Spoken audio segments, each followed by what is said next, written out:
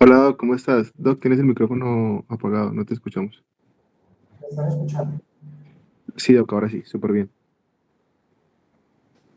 Creo que me toca ponerme estos audífonos super gamer, lo siento. Aló, Tranquilo, hola. profe. Sí, te escuchamos súper bien. Perfecto. ¿Ahí sí me están escuchando? Sí, profe, perfecto.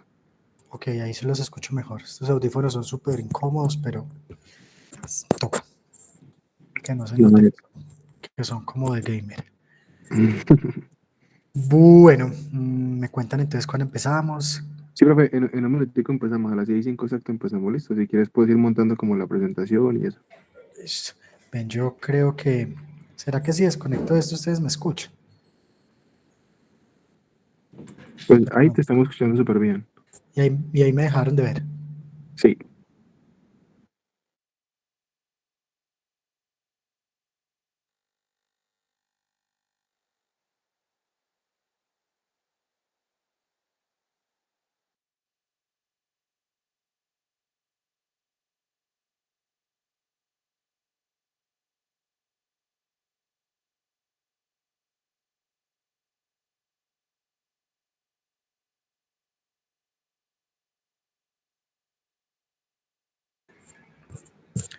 Bueno, pues yo ya tengo acá montada la presentación, pero no sé cómo hacer es para presentar ahora.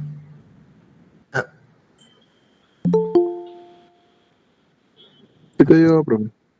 Dime. Sí te dio para presentar. Yo creo que ahí medio, ahí Sí, están ahora ustedes sí, viendo. sí. Sí, ahí te estamos viendo la pantalla.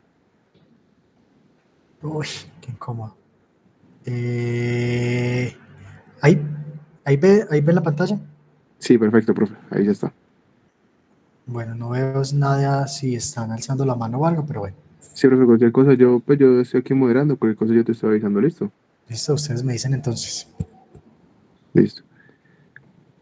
Bueno, entonces, chicos, ya vamos a dar inicio a la charla. La charla del día de hoy está a cargo del doctor Sebastián Pérez García.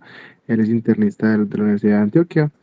Y la charla del día de hoy, siguiendo con el bloque de nefrología, va a ser sobre el enfoque del paciente con proteinuria.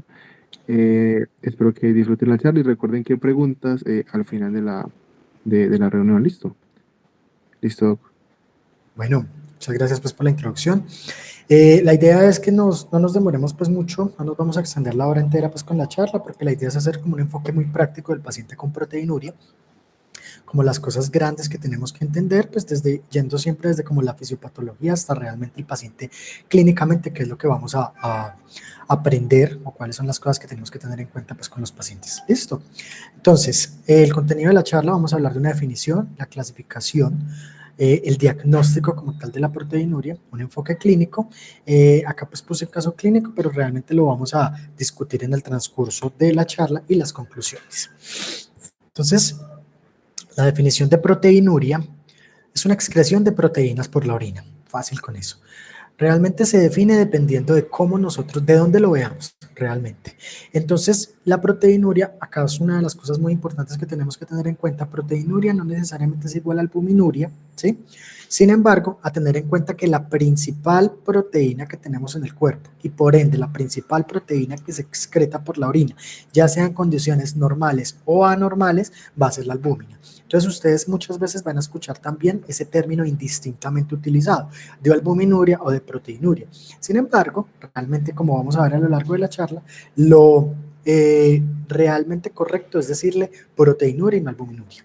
Pero para fines prácticos, cuando ustedes escuchan cualquiera de los dos, saben que nos estamos refiriendo a lo mismo.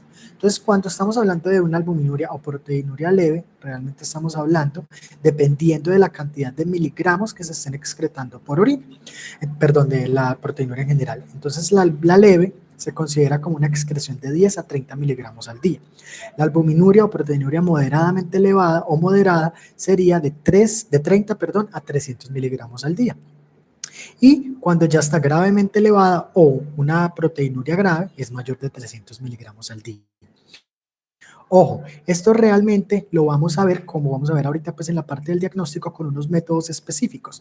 Sin embargo, uno podría, en teoría, no solamente hacer como la lectura digámoslo, en orina parcial, sino obviamente también recoger las proteínas en 24 horas. Y allí es donde nosotros podemos hablar del rango, ya sea no nefrótico o nefrótico. Básicamente teniendo en cuenta que el rango nefrótico es mayor de 3.5 gramos al día. Sin embargo, ya con una albuminuria de mayor de 2.2 o mayor de 2.5, consideramos que probablemente sea en rango nefrótico. ¿Listo? Entonces quiero como que quede esto aquí claro para la parte de las definiciones, pero ya vamos a ahondar al respecto. Entonces, normalmente nosotros excretamos proteínas por la orina, ¿cierto? Pero realmente si nosotros excretamos unas proteínas por la orina deben ser bajas, en baja cantidad. Ya vamos a hablar de cómo es toda la parte que tiene que ver con la membrana basal glomerular y todo lo que tiene que ver con la membrana, digámoslo, la membrana de filtración, perdón, glomerular. Y en la membrana de filtración glomerular, por sus características físicas y químicas, no deja que uno bote normalmente mucha cantidad de proteínas, porque es que al final de cuentas las proteínas las necesitamos dentro del cuerpo. ¿Listo? Teniendo en cuenta esto, entonces la clasificación que les decía, entonces dependiendo de la albuminuria, las categorías, esto es por las CADIGO. Realmente, pues estas son las CADIGO 2013, ya hay una versión más actualizada, pero realmente pues esto no ha cambiado. Y las clases consideramos, como les había dicho, leve, moderado, grave, pero también en una categoría A1, A2, A3. Entonces ustedes habrán también leído en algún momento que uno escribe enfermedad renal crónica, estadio 3A, A2.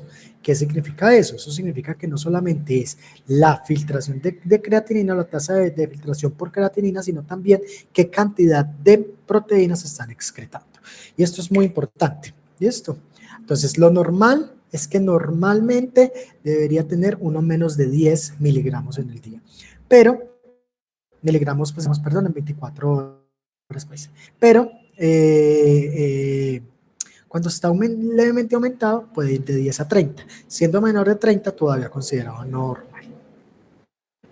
Entonces, ¿por qué es importante hablar de la proteinuria? Ustedes dirán, no, pero sí, pues obviamente es muy fácil cuando un paciente, por ejemplo, tiene un síndrome nefrótico o tiene de pronto una filtración glomerular alterada, pero no. Miren inclusive que si uno se pone a ver realmente la disminución de la tasa de filtración glomerular en el transcurso, por ejemplo, de los años, vemos que aquellos pacientes que tienen menos de 1 gramo al día de proteínas tienen una disminución de la tasa de filtración glomerular al año aproximadamente de 1 a 2 mililitros minutos, pero aquellos que pueden tener más de 3 gramos, es decir, que inclusive están en un rango nefrótico, pueden llegar hasta 10 mililitros minutos, y esto es muy importante principalmente si tenemos un paciente en enfermedades renales, por ejemplo en estadios que ya están cercanos, por ejemplo, a la parte más terminal. ¿Listo?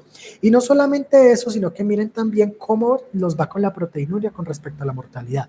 Este estudio que salió también en Kit International en el 2011 nos dice que aquellos pacientes, entonces lo azulito, clarito, es aquellos pacientes que tienen una proteinuria o una microalbuminuria, pues como también se llama, menor de 30 miligramos gramo. Recuerden que para fines prácticos los vamos a hablar de la misma forma, ¿cierto? Proteinuria, pero ahorita vamos a hablar de qué es proteinuria, qué es la relación albuminuria-creatinuria, qué es la microalbuminuria, etc. Pero para fines prácticos solo vamos a hablar de la misma forma. Entonces, miren que aquellos que tuvieron una proteinuria menor de 30 miligramos gramos, que son los azulitos, acá están los verdes, que están los de entre 30 y 300, que básicamente esos serían los A2, y los A3, que serían los mayores de 30. Si nos ponemos a ver todas las causas de mortalidad, es decir, todos los pacientes que se mueren por cualquier causa, miren que aquellos pacientes que tienen una proteinuria A3, o sea, más de 300 miligramos gramos, se mueren mucho más que los pacientes que no la tienen. Punto. Así de simple. ¿Listo? Mientras que si vamos también ajustado, el HR ajustado, es decir, el riesgo que tienen los pacientes de morir por causas cardiovasculares, solamente también, no solamente pues es que se vaya a ver una alteración en la función renal, sino que tiene que ver con esto. Y miren que incluso acá abajo, en el eje pues tenemos, en el eje de abajo, tenemos la filtración glomerular. Entonces, obviamente, aquellos pacientes que tienen una tasa de filtración glomerular menor, se van a morir más. Pero inclusive aquellos pacientes que tienen una tasa de filtración glomerular, por ejemplo en 60, que sería como el punto de corte, comparados, por ejemplo, los que no tienen proteinuria con los que ya tienen una proteinuria desde antes, inclusive se pueden hasta morir más. Y también cuando hablamos obviamente de cuando llegamos a enfermedad renal crónica en estadio terminal, vemos exactamente lo mismo. Pues miren obviamente la gráfica, digamos lo que pues obviamente eso, todos llegan al final al mismo punto, pero miren que obviamente también va a haber un mayor riesgo en aquellos pacientes entre más proteinura tengan. Al mismo tiempo de una lesión renal aguda, aunque se comporta diferente a través del tiempo, cuando ya llega pues a las tasas de filtración más bajas, y de progresión de la enfermedad renal crónica. Entonces, por eso es muy importante hablar de proteinuria. Entonces, ya sabemos, la proteinuria es la excreción anómala de proteínas por la orina. Y la excreción anómala de proteínas por la orina se da por muchas cosas, pero básicamente se traduce en mayor mortalidad, mayor complicación cardiovascular y mayores también complicaciones en enfermedad renal crónica. Y mayor deterioro de la función renal. Punto por ese lado, y ahí empezamos como por la primera parte. Con respecto a la clasificación de la proteinura, pues ya habíamos hablado algo, ¿cierto? Entonces, pues realmente la clasificación la podemos hacer por el diagnóstico, pero también la podemos hacer por la causa subyacente. Entonces, la causa subyacente la podemos hacer por dos formas. Por la filtración glomerular, una alteración de la filtración glomerular, o porque no se está reabsorbiendo adecuadamente en el túbulo. ¿Listo? Entonces, podemos tener una filtración, o sea, una proteinura glomerular o una proteinura tubular o por rebosamiento. ¿Qué significa esto? Bueno, y la postrenal que también está allí como por aparte, pero realmente es menos frecuente, ya vamos a hablar de eso. Entonces, ¿qué significa esto? Este es el glomérulo, ¿cierto? Entonces, pero es que esperen que a mí me gusta más la diapositiva siguiente. Esperen, acá. Este me gusta mucho. Entonces, este es el glomérulo, ¿cierto? El glomérulo, obviamente, lo que va a tener allí es pues, todo lo que tiene que ver con la arteriola aferente, la arteriola deferente y todo lo que tiene que ver aquí, pues con el glomérulo per se, ¿cierto? Pero entonces recuerden que para fines prácticos está la nefrona, pero entonces aquí va a pasar la sangre va a llegar acá a todos los capilares que van a generar toda esta parte del glomérulo, y aquí lo que va a haber es que va a haber una especie de trasudación, por decirlo así, de todo este plasma, todas estas que viene acá cargado para esta parte que es la cápsula de Bowman. Y en la cápsula de Bowman todo esto se va a ir hacia los túbulos para terminar en el túbulo colector, en los túbulos colectores, para terminar después en la parte de la pelvis renal y se va para la vejiga. Esto, pues los uréteres y la vejiga. Eso es fácil, importante. Pero entonces tenemos en cuenta que si lo vemos microscópicamente estamos viendo esto acá. Entonces, ¿qué estamos viendo? Esta es la parte del lumen dentro de la sangre. ¿Sí? Entonces aquí estamos viendo los elementos formes de la sangre, que estamos viendo entonces los glóbulos blancos, aquí estamos viendo los glóbulos rojos. Resulta que la membrana basal glomerular no es solamente una capa, todos sabemos esto. Entonces, ¿de qué está formada? Un glicocáliz, aquí están las células endoteliales, que son las que forman, digámoslo, la barrera dentro del endotelio, obviamente. Aquí está la membrana basal glomerular, esa es la barrera de filtración, perdón, no es la membrana basal glomerular, sino la barrera de filtración glomerular. Y aquí tenemos también los podocitos. Este ya es el espacio urinario, pero entonces recuerden que los podocitos se llaman así porque mírenlos acá. Lo bonitos que se ven son unas células grandes que realmente lo que hacen es recubrir toda la parte del espacio que sería como el espacio visceral de la cápsula de Bowman, que tiene que ver y se llaman podocitos porque tienen todas estas paticas, listo, que se ven aquí muy bonitas. Y esto obviamente entonces tiene varias cosas. A ver, primero pues imagínense que tiene que pasar casi que por 3 barreras para poder llegar al espacio urinario. Y al mismo tiempo, pues esto va a tener el glicocáliz y todo esto, pues primero va a tener unos desmosomas y unas uriones ocludes, si ustedes recuerdan eso, que básicamente es como por física, que va a estar unidas unas con las otras, y al estar unidas unas con las otras, pues partículas grandes no alcanzan a pasar, como son los elementos formes de la sangre. Pero al mismo tiempo, toda esta barrera va a estar cargada, digámoslo, de una carga, valga la redundancia, química, que generalmente es una carga negativa. Y al ser una carga negativa, esto va a repeler generalmente todas este tipo de elementos que pueden haber dentro también de la sangre, que pueden ser mucho más pequeños. Las proteínas a su vez están cargadas negativamente, y si están cargadas negativamente, pues negativo más negativo se repele, y eso hace que generalmente en condiciones normales no pasen. Listo, que esta es la sangre y esto no pasa. Y que si pasan, pasan muy pocas. Listo, eso es grande. Entonces, cuando nosotros tenemos un problema en la filtración glomerular, puede haber un problema en cualquiera de estas partes. Listo, podemos tener un problema en las células endoteliales, podemos tener un problema en la membrana basal glomerular o podemos tener un problema en los podocitos. Y eso, cualquiera que nosotros digamos ahí, significa que hay un problema glomerular, una proteinuria glomerular. Una proteína glomerular es grave. ¿Por qué? Porque nos está diciendo de forma directa o indirecta que la membrana de filtración glomerular, toda la parte de filtración glomerular, la barrera, está dañada o alguna parte está dañada. Y ya miraremos a ver qué es lo que está sucediendo. Listo. En ese orden de ideas, bueno, pues esto digamos lo que también los tipos de proteinuria, pues a ver, nosotros podemos tener una proteinuria que sea funcional, ortostática o fija. Realmente las que sean funcionales y ortostáticas son más transitorias o a algún fenómeno, digámoslo, per se. Pero esas no son preocupantes. ¿Cómo sabes? Pues, por ejemplo, hay unas que tú lo que debes hacer cuando tengas un paciente con proteinuria es repetirle la prueba. Si tiene un uroanálisis y luego ya no tiene la proteinuria, eso fue una proteinuria transitoria que puede tener una explicación no necesariamente patológica. Pero las que sí nos preocupan son las que son fijas. Y esas al fijas, entonces es lo que tiene que ver con lo que sea nefrótico o no nefrótico. ¿Listo? Entonces aquí estábamos hablando de esto. Y lo que estábamos hablando entonces es que en la barrera de filtración hay tres cosas grandes: el endotelio, el glucocáliz, la membrana basal glomerular y el podocito. Entonces, aquí es algo muy importante y es de las cosas como más importantes que vamos a ver en la charla, y es cuáles son los posibles mecanismos de lesión que puedan llevar a proteinurias. Entonces, cuando se daña el endotelio, ustedes pues piensen, entonces, ¿cuáles son las endoteliopatías? Pues todas las endoteliopatías, perdón, es cualquier cosa que me vaya a dañar todo el endotelio. Y obviamente el endotelio de las arteriolas tanto eferentes como aferentes no es ajeno a todo lo que pueda pasar en otras partes del cuerpo. Entonces, ¿qué me genera alteraciones en el endotelio? Pues diabetes, hipertensión, todo lo que tenga que ver con riesgo cardiovascular, aterosclerosis, pero al mismo tiempo todos los fenómenos que me disminuyan el riesgo sanguíneo. Entonces, por ejemplo, un fenómeno de distribución como es la sepsis, o fenómenos en donde no va a haber un adecuado riesgo sanguíneo, como una isquemia. ¿Listo? ¿Por qué pasa una isquemia? Bueno, eso puede ser por muchas cosas. Entonces, porque no está llegando sangre, por muchas cosas, inclusive en fenómenos de hipovolemia, pues trombosis, obviamente, émbolos, en muchas otras condiciones. ¿Listo? Pero entonces siempre tener en cuenta ese tipo de cosas. Y al mismo tiempo puede haber por dos cosas. Entonces el endotelio se puede inflamar o puede haber una lesión tisular. Y esto, como les decía, entonces esa lesión tisular puede ser por cizallamiento o por hipoperfusión, que simplemente dejan de funcionar porque no le está llegando adecuada oxígeno, adecuada sangre a esas células. Esto es uno de los mecanismos. Vamos a ver que obviamente todos, digamos, le pueden compartir algunas patologías en común. O sea, en esto, la diabetes, la hipertensión, la sepsis y la isquemia no es exclusivo de daño al endotelial, pero es mayoritariamente lo que allí puede generar.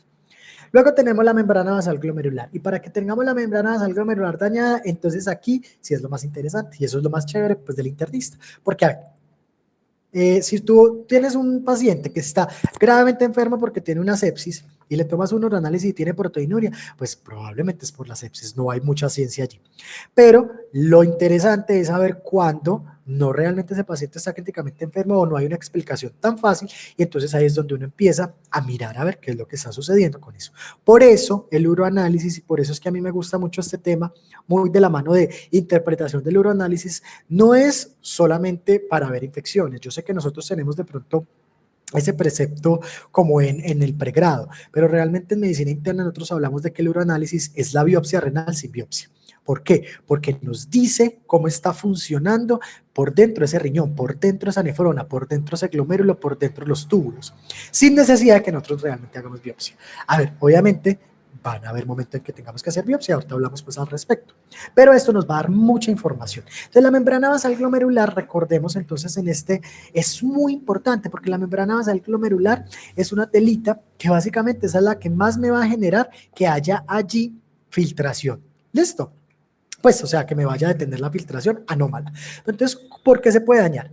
Puede por causas genéticas, puede por causas autoinmunes o puede haber también por problemas en la cualquiera de los dos. ¿Listo? Cuando hablamos de causas genéticas, son raras, pero siempre hay que tenerlas en cuenta. Por ejemplo, acá está el síndrome de Pearson o el síndrome de Alport, que generalmente se asocian a otras anomalías congénitas, que generalmente, pues como todas las enfermedades genéticas o congénitas, tienen una carga familiar importante y al mismo tiempo tienen otras manifestaciones en otros órganos. ¿Listo?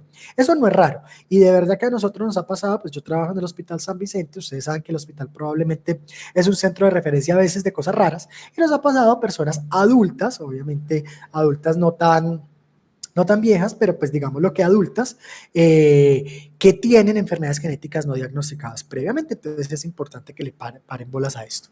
Al mismo tiempo puede haber que de pronto tenga una alteración en donde haya una membrana basal glomerular delgada por colagenopatías o por otras alteraciones. Y lo otro es que pueda tener enfermedades que sean antimembrana basal glomerular. ¿Listo? Pero entonces entre las enfermedades antimembrana basal glomerular, ojo con esto, hay unas que son primarias, es decir, tú puedes tener una enfermedad autoinmune que ataque propiamente la membrana basal glomerular, ¿listo? Pero también, y eso generalmente nosotros lo llamamos como una glomerulopatía primaria, es decir, ataca directamente a esa parte del riñón, pero también pueden haber glomerulopatías secundarias, en donde hayan anticuerpos que atacan la membrana basal glomerular o sus componentes, o que hayan anticuerpos que tanto anticuerpos como depósito de antígeno anticuerpo que se depositen allí dentro de la membrana basal y la dañen. Por ejemplo, ¿esto en qué puede pasar? Pacientes que tienen lupus, por ejemplo, o enfermedades autoinmunes, en donde realmente el problema es que se depositan todos estos complejos antígeno-anticuerpo y van a dañar al final de cuentas la membrana basal. ¿Listo? Y obviamente el otro que tenga que ver pues también con todo lo que habíamos hablado, enfermedades del endotelio y que también puedan ser transversales al podocito. Entonces, grosso modo eso. Entonces, las más importantes que nosotros siempre tenemos que tener en cuenta son las autoinmunes. Las autoinmunes, entonces recuerden que son o que dañen directamente la membrana basal o que sean secundarias a cosas de la membrana basal, secundarias a antígenos que tengan la membrana basal o que se depositen dentro de la membrana basal. ¿Listo? Entonces, tengan eso en consideración. Y lo otro es la parte del podocito. Las podocitopatías, digamos lo que son daños. Recuerden que cuando uno mete, digámoslo, el glomérulo dentro de la cápsula de Bowman, es como si el podocito los podocitos quedaran recubriendo todo lo que es la parte del glomérulo, ¿cierto? Y al recubrirlo, entonces se vuelve, digamos, el podocito como el epitelio o el recubrimiento visceral de ese glomérulo. Entonces, al haber podocitopatías, significa que hay enfermedades también que puedan generar problemas de esto, ya sea por injuria directa o por desprendimiento de los podocitos. Y esto puede pasar también por muchas cosas, ¿cierto? Por hiperfiltración, cizallamiento, pérdida de masa de nefronas, pero miren todas las cosas que pueden dar podocitopatía. Obesidad, diabetes, es decir, mire que se comparte también con la parte que tiene que ver con el daño endotelial. Genéticas, también enfermedades autoinmunes como el lupus, enfermedades infecciosas, en este caso como VIH, virus de hepatitis C, Epstein-Barr, citomegalovirus, e inclusive hubo reportes con casos de COVID-19 y al mismo tiempo con algunos medicamentos utilizados para otras cosas como son por ejemplo el interferón, la parte del litio, los bisfosfonatos y otros menos pues frecuentes. En el embarazo también puede pasar. Ustedes de pronto han escuchado hablar de cuando nosotros hablamos de patologías membranosas, ¿sí? O glomerulonefritis membranosa o glomerulopatía membranosa. Generalmente cuando hablamos de eso, generalmente esto tiene que ver con glomerulopatías que son proliferativas, es decir, proliferan realmente, digámoslo, este tipo de células y tienen que ver en gran parte con problemas en el podocito. Entonces, básicamente todo lo que me vaya a generar membranosa o membrano proliferativo tiene que ver realmente con el podocito. ¿Listo? Entonces, para que vaya como teniendo en consideración esta parte.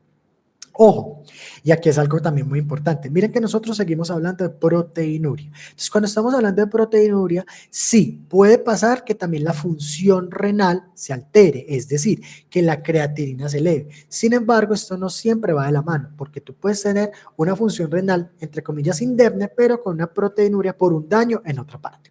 Entonces, cuando tengas en eso, siempre tengan en consideración, es que lo que puede estar pasando es que no se esté alterando realmente, porque por ejemplo, cuando pasa que el endotelio se daña, las endoteliopatía generalmente se alteran la filtración glomerular, ¿sí? Mientras que las podocitopatías o inclusive algunas enfermedades propias de la membrana basal glomerular no alteran muchas veces la función renal con respecto a la parte de la creatinina sérica. Listo.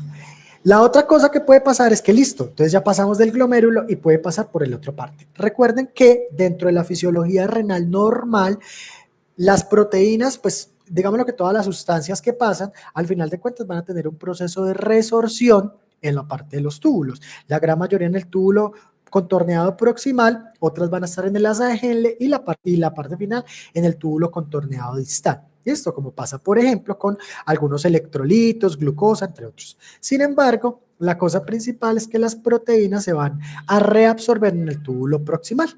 ¿Listo? Cuando se reabsorbe en el túbulo proximal, entonces eso es lo que normalmente sucede. Pero puede pasar que de pronto tú tengas una proteinuria porque hay una alteración, ya sea en la reabsorción, ya sea porque es que hay una cantidad impresionante de proteínas que no alcanza todos estos mecanismos de reabsorción a poderlos, valga la redundancia, absorber, o porque pasa que no está funcionando este mecanismo. ¿Listo? ¿Y por qué pasa? Míralo acá, por las enfermedades tubulointersticiales. Y estas enfermedades tubulointersticiales que nosotros también llamamos NTI o nefritis tubulointersticial puede pasar por un millón de cosas. ¿Listo? Entonces miren todo lo que puede pasar. Puede pasar por infecciones, ya sea por una infección propia urinaria o puede pasar por una infección sistémica. Miren que como pasa por una infección urinaria, esa es la explicación del por qué. Si un parcial de orina o un uroanálisis tiene infección, generalmente también tiene unas proteínas allí. ¿Listo? Por la parte de los túbulos.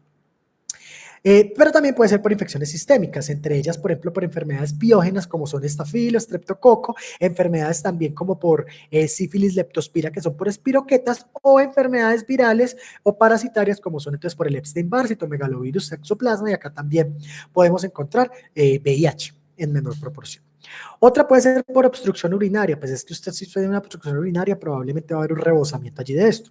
Otras, las causas inmunológicas, menos frecuente porque generalmente las inmunológicas no dan tanto nefritis tubulointersticial, sino que dan más daño glomerular. Pero puede pasar que de pronto en enfermedades como lupus, Sjögren y enfermedad por E4 o amiloidosis sí pueda presentar esto. Ojo, la amiloidosis es muy importante acá porque el problema de la amiloidosis es que recuerden que sistémicamente va a haber una hiperproducción de proteína amiloide. Entonces aquí realmente el problema principal es que va a haber un rebosamiento de todo lo que está generando por las proteínas que se están generando.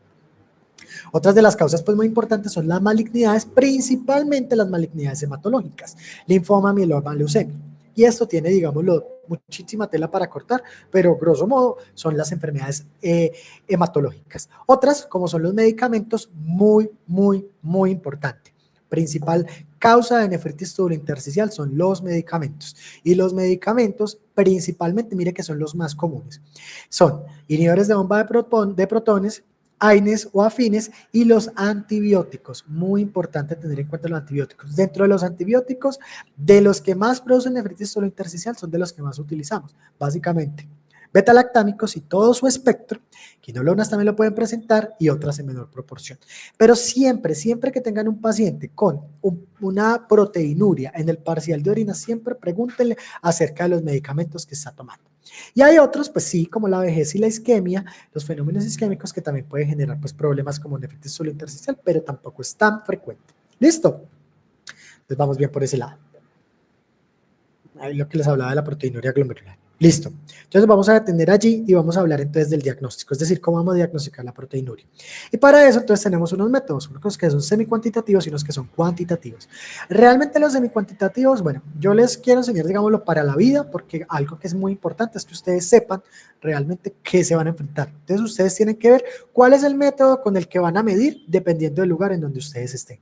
Hoy en día ya no hay casi que tiras reactivas, ¿sí? Pero puede que en ese momento, de pronto a ustedes les toque un ruralito, donde tengan esto. Entonces, siempre tener en cuenta esa parte de consideración. Y los métodos cuantitativos, que son los que hablábamos ahora. ¿Listo? Las proteínas en 24 horas, que es el gold estándar para saber realmente cuántas proteínas están botando. La relación proteinuria-creatinuria, la relación albuminuria-creatinuria, que ya vamos a hablar al respecto.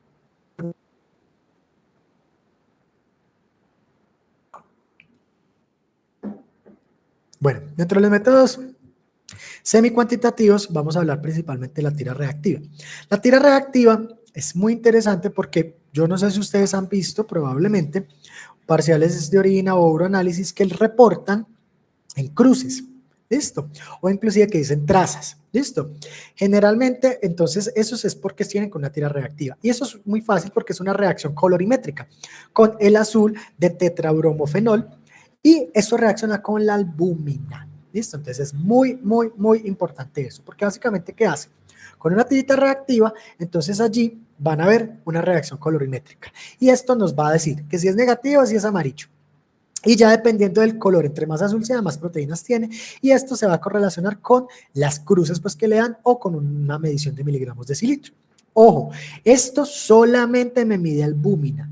Ya sabemos que la albúmina es la proteína principal, pero hay muchas enfermedades en donde realmente no hay, lo que se está botando no es albúmina, sino que son otras proteínas que hay en la sangre. Entonces, aquí, una perlita también clínica. Cuando ustedes tengan una disociación, por ejemplo, que ustedes tengan un paciente con una uroanálisis que está normal para proteínas, no tiene proteinuria, pero usted le hace una medición de proteínas en 24 horas y tiene una proteinuria importante, por ejemplo, mayor de 500 o mayor de 1000 miligramos, piensen que lo que está botando no es albúmina, sino otra proteína. Entre ellas, las más importantes a tener en cuenta, acuérdense que habíamos hablado, principalmente es aquellas que son relacionadas con cánceres hematológicos. ¿Listo? Entonces siempre tengan como esa perlita clínica ahí, esa disociación entre lo que se ve en el uroanálisis y lo que se ve en la proteinura en 24 horas es importante. El uroanálisis también, este es todavía muchos de los que utilizamos en uroanálisis, realmente porque, pues, a ver, es más automatizado, ¿sí? O sea, nosotros ya no lo hacemos con cruces, perdón, y no lo hacemos tampoco como al ojo, pero sí lo hacemos, digámoslo, de una u otra forma, automatizado con una reacción también colorimétrica que lo da la máquina. Entonces, los uroanálisis que nosotros hacemos convencionales sigue siendo una reacción que tiene que ver básicamente casi que colorimétrica, pero sistematizada. Entonces, sigue siendo el mismo problema que lo que me va a generar a mirar principalmente es albúmina. Sin embargo, hay los uroanálisis, pues ya digamos lo más modernos, sí me mencionan lo que se ve en términos de números, ¿listo? En términos numéricos. Lo otro, pues son estas otras cosas que realmente son menos, pues los traigo acá como a colación para la parte histórica, pero son menos frecuentes, que también es una reacción dependiendo de la turbidimetría, pues que se ve con el ácido sulfosalicílico, no es tan frecuente, entonces pues lo vamos a pasar. Y la otra que sí me parece muy importante es la medición cuantitativa de las proteínas. ¿Listo? Entonces, para hacer una medición cuantitativa uno la puede hacer o en orina ocasional o lo puede hacer en orina en 24 horas. ¿Cuál es el gol estándar? Si ustedes les preguntan y en algún momento tienen esa duda o si se los preguntan para un examen o si se los preguntan para la vida, la proteinuria en 24 horas. ¿Por qué? Porque recoge todo lo que usted está orinando en 24 horas y se hace una medición más exacta de todas las proteínas relacionadas con el volumen urinario. ¿Listo? Entonces, eso es lo más importante, ¿de acuerdo? Y de hecho, esa es como la indicación cuando uno tiene dudas de si el paciente tiene o no una proteinuria, por ejemplo, masiva o en rango nefrótico o subnefrótico, pero para poderlo hacer. Lo otro, que es una medición también cuantitativa, pero es indirecta, sería la relación, ya sea proteinuria-creatinuria o albuminuria-creatinuria, que básicamente la que nosotros realmente hacemos más es la parte de la albuminuria-creatinuria. ¿Qué hacemos nosotros? Eso es súper práctico porque es en una orina ocasional y lo que va a hacer básicamente eso es que dentro de la relación, si ustedes ven cuando de pronto nos dan los datos, nos dicen cuánto tiene albuminuria, es decir, cuánto está botando, digámoslo, en esa orina ocasional, cuánto tiene creatinuria, es decir, cuánta creatinina está botando en esa orina ocasional, y hacen una relación entre los dos. Y de ahí es que realmente sale lo que nosotros habíamos hablado, menor de 30, 30 a 300 y mayor de 300. Eso teóricamente no tiene que confirmarlo con una prueba más sensible como es una proteinuria de 24 horas. Entonces me explico. Ustedes le hacen a todos los pacientes que, por ejemplo, de riesgo cardiovascular, que quieran ver cómo está la proteinuria, porque ya sabemos que la proteinuria se relaciona con mayor muerte cardiovascular, mayor muerte por todas las causas, mayor progresión de enfermedad renal. ¿Listo? Pero al mismo tiempo, entonces ustedes quieren ver, bueno, ¿cómo está este paciente? Y ustedes le hacen un uroanálisis. El uroanálisis dice que tiene una proteinuria de menor de 30 o de 30. Lo complementan con una relación albuminuria-creatinuria o proteinuria-creatinuria. Se la complementan y entonces si el paciente tiene entre 30 a 300, pero ha estado estable, uno podría estar allí y podría, digámoslo, esperar. Pero si tiene mayor de 300, este paciente necesitamos ver realmente cuántas proteínas estaba botando en 24 horas, por ende, vamos a hacerle la proteinuria en 24 horas. ¿Listo? Entonces no son exámenes que realmente sean excluyentes, sino que se complementan entre sí, pero el gold estándar sigue siendo la proteinuria en 24 horas. Entonces, miren lo que estábamos hablando acá. La correlación, hay una correlación pues entre la relación entre proteinuria y creatinuria en orina ocasional con las proteínas en 24 horas. Y miren que realmente pues en este estudio que se hizo, pues acá es como un poquito enredado, pero básicamente aquellos que tuvieran menor de 300, realmente la correlación era bastante buena para decir que no tiene una proteinuria masiva. Mientras que sí la tiene también una buena correlación para aquellos que tengan una proteinuria más de 3.5 gramos en 24 horas. Entonces es una medición bastante, digámoslo, acercada. ¿Listo? Y lo que vamos a hablar ahorita entonces también es de la parte del enfoque clínico. El enfoque clínico entonces de la proteinuria, quiero traerles a colación, esto es una diapositiva de un enfoque que hizo un compañero cuando estábamos pues en residencia, que me gusta mucho, porque entonces básicamente este es el resumen de lo que nosotros tenemos que ver con la parte, perdón, de una proteinuria. Entonces lo principal y lo primero, vamos para arriba, la historia clínica, el examen físico y el uroanálisis con el sedimento completo. Entonces resulta que usted tiene un diagnóstico, listo, bueno, trata según los hallazgos, pero resulta que tiene una proteinuria. Entonces esta proteinuria usted la busca. No la tiene, entonces listo, trate para el otro lado. Pero sí la tiene. Entonces vamos a buscar el sedimento. ¿Qué significa el sedimento? Recuerda que el sedimento nosotros nos dice cómo está la celularidad, que generalmente nosotros nos va a servir principalmente para saber si hay unas células anormales o si se están desprendiendo más o si está contaminado. Si ustedes tienen muchas células epiteliales, piensen primero que ese uroanálisis está contaminado y repítanlo. Si se persisten o hay cilindros allí de células granulares o todo, piensen, uy, eso se está desprendiendo en esas células más de la cuenta. Pero al mismo tiempo hay unas células que son los elementos formes de la sangre, como son, por ejemplo, las hematíes y los leucocitos. Si eso está aumentado con respecto al valor de referencia, entonces vámonos para esta parte. Sí, bueno, entonces vamos a hacerle más estudios, vamos a ver de pronto un estudio de ecografía renal y otra serología, dependiendo de la historia clínica, el examen físico y lo que vamos a ver. Estamos sospechando lupus, estamos sospechando una enfermedad autoinmune, estamos sospechando una enfermedad propia del glomérulo, estamos sospechando una infección urinaria, estamos sospechando otra cosa. Listo. Diagnóstico, entonces vamos a mirar. Si el diagnóstico no se hace, vamos para biopsia renal o estudio genético en el caso, pues como tal. Pero entonces no tiene un sedimento activo, es decir, es una proteinuria solita. Entonces, ¿persiste la proteinuria? Es decir, hicimos una segunda proteinuria y persiste. No, eso fue transitorio lo que les estaba hablando. ¿Listo? Sí, persiste la proteinuria, entonces depende. La proteinuria ortostática es aquella que tiene que ver con menores de 30 años, generalmente es en pacientes más jóvenes y hay una disociación entre la mañana y la noche. Es decir, si uno toma en la mañana y en la noche, ahí va a ver que en una va a haber proteinuria y en la otra no. Entonces digamos lo que sí la tiene. Realmente esto es raro, pero ustedes podrían hacer eso en caso de que de pronto fuera un paciente con una proteinuria menor de 30 años y que tenga estas características. Bueno, hagamos un seguimiento a ver cómo va para 4 a 6 semanas, porque igual esto se ha demostrado que no es tan benigno como se creía al principio. Pero bueno, no la tiene. Entonces tenemos otras, vamos a mirar. Entonces le hicimos una proteinuria que no es ortostática y aquí ya le hicimos una proteinuria en 24 horas. ¿Le dio más de 3.5? Sí. Perfecto. Entonces, ¿qué tiene? Síndrome nefrótico o una proteinuria en rango nefrótico que luego miramos a ver si es un síndrome nefrótico o no. ¿Listo? Entonces, depende. Tenemos un paciente que sea compatible con una nefropatía diabética. ¿Sí? Es decir, tiene diabetes, que la diabetes esté mal controlada, que la diabetes, ojo acá también un dato, no es normal que uno tenga cambios, digámoslo, de proteinurias o cambios renales en pacientes diabéticos con el diagnóstico se ha hecho hace menos de 5 años. Generalmente debe pasar por lo menos 5 años después del diagnóstico porque recuerden que esto hace parte también de las complicaciones microvasculares de la diabetes. ¿Listo? Pero entonces, ¿es compatible? Sí. Bueno, entonces vamos a tratar la diabetes y vamos a tratar según los hallazgos. ¿Listo? Pero entonces vámonos por acá. No es compatible con una nefropatía diabética. Bueno, entonces vamos a mirar a ver la parte del complemento. ¿El complemento C3 y C4 está abajo? No está. Bueno, entonces mira que esto puede ser una glomerulosclerosis focal y segmentaria, una enfermedad de mínimos que más dan los niños, puede ser una nefropatía membranosa no asociada a lupus o por IgA. Es decir, igual vamos a necesitar probablemente una biopsia renal. ¿Listo?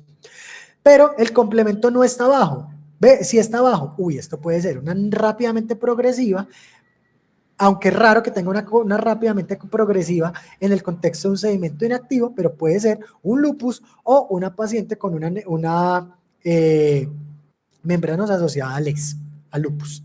Hay que considerar igual hacer la ecografía renal, un estudio serológico, pues de las otras causas y la biopsia renal. Pero al mismo tiempo, entonces nos devolvemos acá, la proteinuria no es masiva, es decir, no es una proteinuria en rango nefrótico. Bueno, entonces vamos a mirar, ¿tiene cilindro marrón oscuro o tiene sedimento que realmente lo que nos diga es que tenga cilindruria o que tiene inclusive hematuria? Sí los tiene, entonces consideremos una nefritis tubular aguda. Una NTA se caracteriza porque puede tener proteinuria, pero lo que prima principalmente son los cilindros hemáticos y que al mismo tiempo tenga hematuria. ¿Listo? No, no la tiene. Ah, bueno, entonces tiene una hipertensión, no tiene tasa de filtración disminuida. Sí, ah, bueno, hagámosle la relación otra vez y miramos entonces a ver cómo está y tratar sobre los hallazgos. Y lo otro es que si sospechamos la paraproteinemia. Si hay una recuerden entonces lo que habíamos hablado acá. Si hay una alteración o una disociación entre lo que encontramos en el uroanálisis y lo que encontramos en la proteinuria en 24 horas, probablemente lo que tenemos que buscar es que de pronto eso no sea una patología maligna hematológica. Y todo se va a tratar según los hallazgos. Entonces, realmente me parece que es práctico, probablemente, pues digamos lo que siempre, como en medicina y más en medicina interna, hay que individualizar dependiendo de los hallazgos, pero igual, y del paciente, perdón, pero igual, pues digamos lo que es algo como importante como para tener allí como de base.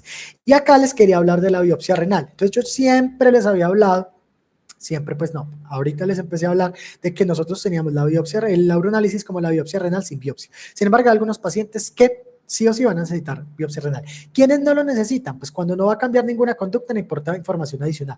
Me explico. Es un paciente que tiene una proteinuria de 4 gramos, ¿de acuerdo? Pero resulta que este paciente tiene una tasa de filtración glomerular de 10 y está en diálisis. Realmente el riñón ya no se salvó, ya no nos va a aportar información adicional y es altamente probable que lo que yo vaya a coger en una biopsia no vaya a ser representativo porque todo eso va a ser cambios crónicos. Listo. Entonces, ese paciente no sería candidato. O si yo puedo hacerlo por otros métodos, por ejemplo, hice unos anticuerpos antimembrana basal glomerular y salió positivo, pues probablemente no voy a necesitar una biopsia renal. Listo, pero entonces hay que individualizar cada caso. Obviamente en aquellas que sean proteinurias menores de 1 gramo, generalmente tienen buen pronóstico, pero hay que hacerle seguimiento en el tiempo. De entrada uno no le hace una biopsia renal. Si ya tiene unos cambios de riñones pequeños o de enfermedad renal crónica con una atrofia cortical en la ecografía, no vamos a encontrar, digámoslo, una representación importante. Entonces, generalmente a esos pacientes no le hacemos biopsia renal.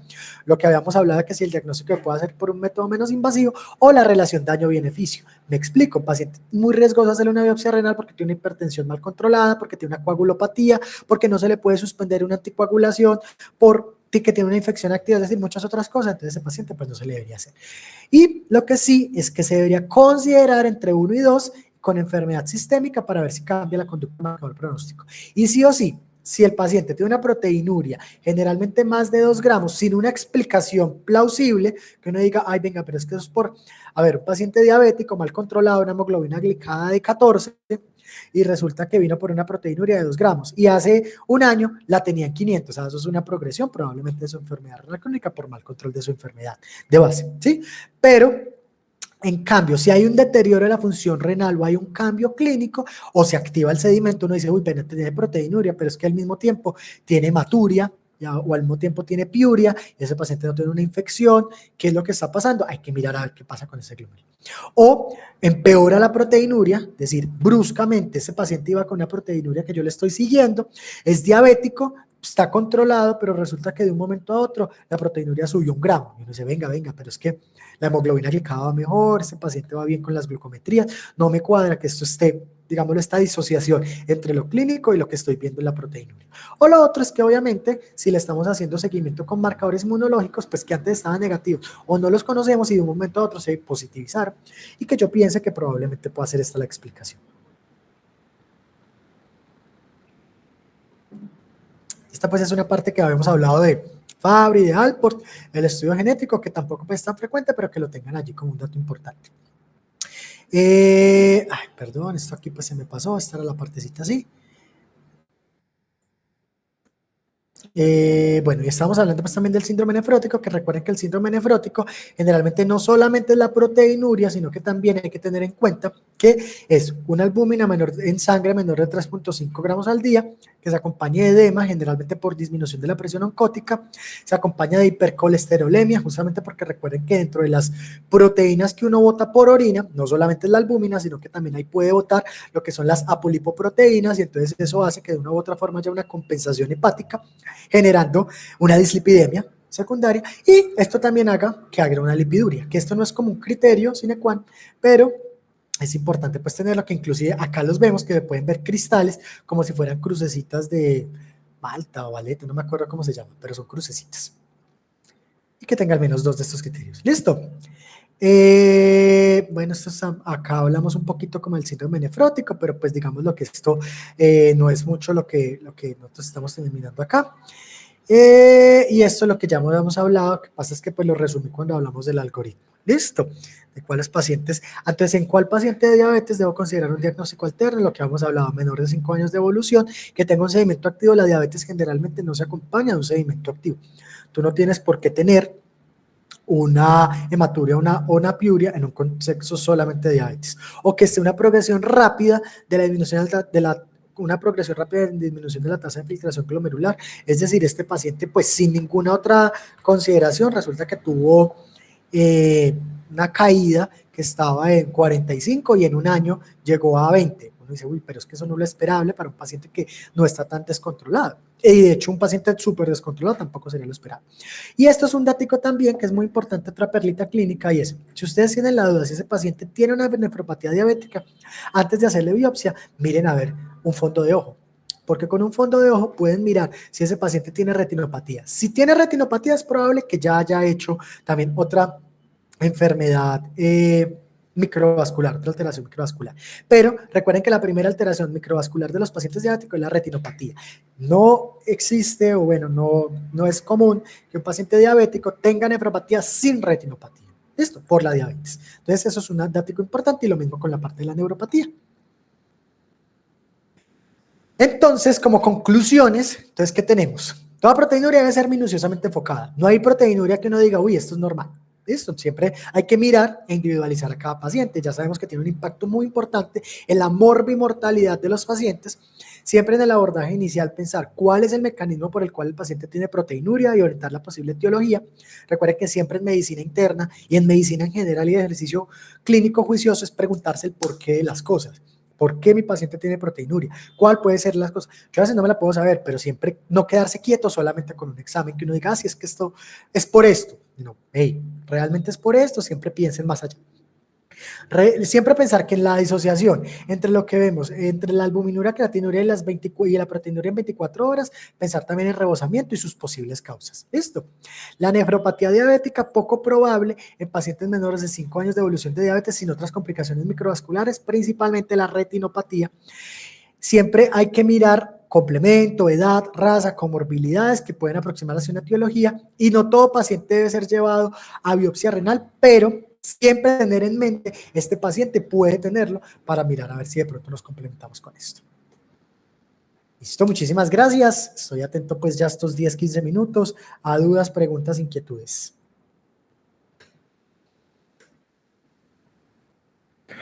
Doc, muchísimas gracias por tu presentación, estuvo muy interesante. Entonces, chicos, abrimos el espacio para preguntas. Pueden abrir su micrófono, levantar la mano, hablar por el chat. Estamos pendientes.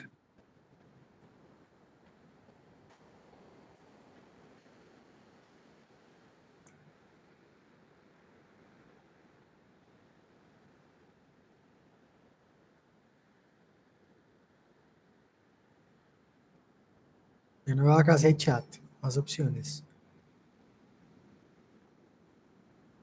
Chat, ya. En el chat no veo nada.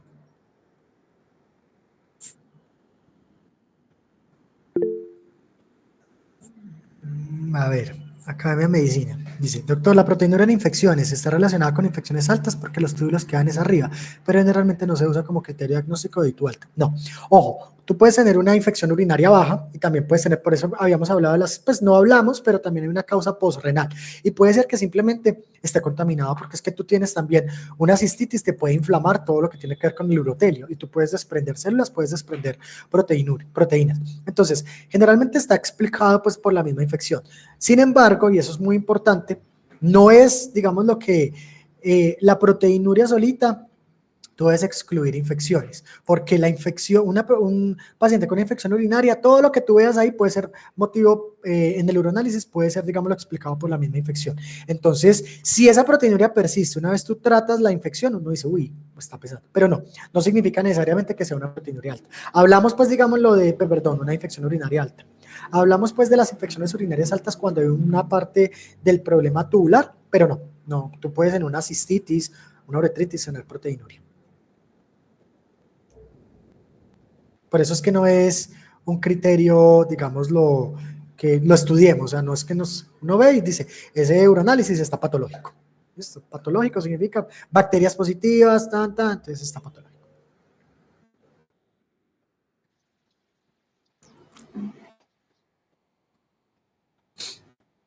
Listo, chicos, ¿alguien tiene alguna otra pregunta?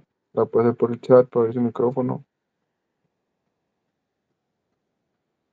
Qué pena, yo tengo una pregunta. ¿Sí me escuchan? Sí, Andrés, hola. Hola, Doc. Doc, una pregunta. Pues digamos, las estrategias farmacológicas para tratar la proteinuria, ¿cuáles serían? ¿O es solo tratar la enfermedad subyacente? Eso, listo. La gran mayoría de veces lo que tenemos que, pues realmente siempre lo que hay que mirar es la enfermedad subyacente, porque la proteinuria como tal no es una enfermedad, sino que es una manifestación, probablemente de otra enfermedad de base. Entonces lo principal es tratar la enfermedad de base. Sin embargo, si hay unos medicamentos que son antiproteinúricos, que por una u otra, digámoslo, forma o una u otra mecanismo pueden disminuir la excreción de proteínas. Entre los antiproteinúricos más importantes que nosotros tenemos, entonces tenemos antihipertensivos como son por ejemplo los IECA, los ARA2, es decir, todo lo que haga con el sistema renina, angiotensina, aldosterona. De una u otra forma también los calcioantagonistas nos pueden ayudar allí también, esos serían como los principales. También tenemos otros medicamentos como son la atorvastatina o las estatinas en general, que realmente disminuyen también la proteinuria. Otros medicamentos, cada vez digamos lo que hay más estudios, por ejemplo los ICGLT2, los ICGLT2 han demostrado que también disminuyen la excreción de proteinuria. Los agonistas GLP-1 no han demostrado como tal tanto, pero también pudieran tener eh, una posible connotación positiva con respecto a la parte del impacto de la proteinuria.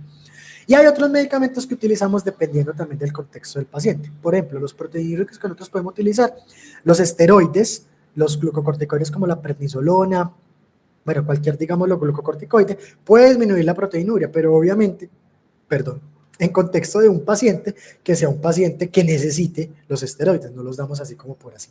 Pero básicamente esos son los principales que utilizamos. Entonces, IECARA2, la parte de los calcioantagonistas, estatinas, utilizamos los ICGLT2, utilizamos los esteroides y pues obviamente también si tú tienes pues digámoslo cualquier inmunomodulador y lo que está generando es una proteinuria de forma inmune, también disminuye. Pues por ejemplo los DMARDs como son el rituximab, la satioprina podrían en menor proporción, pero digámoslo que eso solamente nosotros en casos puntuales los utilizamos pues. Y realmente, pues digamos lo que no es que salgan medicamentos como, hey, es que salió este medicamento para la proteinuria, sino que dentro de todo el impacto, ustedes ya saben que cuando se hace, digámoslo, los diferentes desenlaces de los medicamentos, unos desenlaces importantes, bueno, cómo le va al riñón, y han demostrado que en esos desenlaces secundarios o subrogados les va muy bien en la parte de la proteinuria, y pueden disminuir tanto la proteinuria como el daño renal. Muchas gracias, profe. Profe, y otra pregunta, más o menos cada cuánto, pues a estos pacientes que tienen enfermedades subyacentes, pues diabetes, enfermedad renal crónica y demás, ¿cada cuánto se le tiene que hacer como un examen de proteinuria? Pues como el examen que nos ha explicado, ¿cada que se le hace el control? Sí, o sea, pues lo ideal es que, por ejemplo, esos pacientes para hacer un buen control, más o menos de 6 meses a 12 meses, sí tienen un buen control. Pero ustedes, como van a ser probablemente al principio médicos de riesgo cardiovascular o inclusive los que se quieran dedicar a médicos de riesgo cardiovascular, van a ver que dependiendo del paciente, entre 3 a 6 meses es lo que nos dicen las guías que debemos vigilar riesgo cardiovascular. Y todos estos pacientes tienen que ver con riesgo cardiovascular. Y entonces uno Listo, teóricamente los muchas podría gracias. hacer más o menos cada 6 a 12 meses como por control. Obviamente, cada menos tiempo si necesitamos mirar qué es lo que está pasando, si hay algo anormal, como que hey, se disparó la proteinuria o no me está gustando para dónde va este riñón, así. ¿Ves? Muchas gracias, Doc. Listo, chicos, ¿alguien tiene alguna otra pregunta? Si no, ya damos por finalizada la reunión.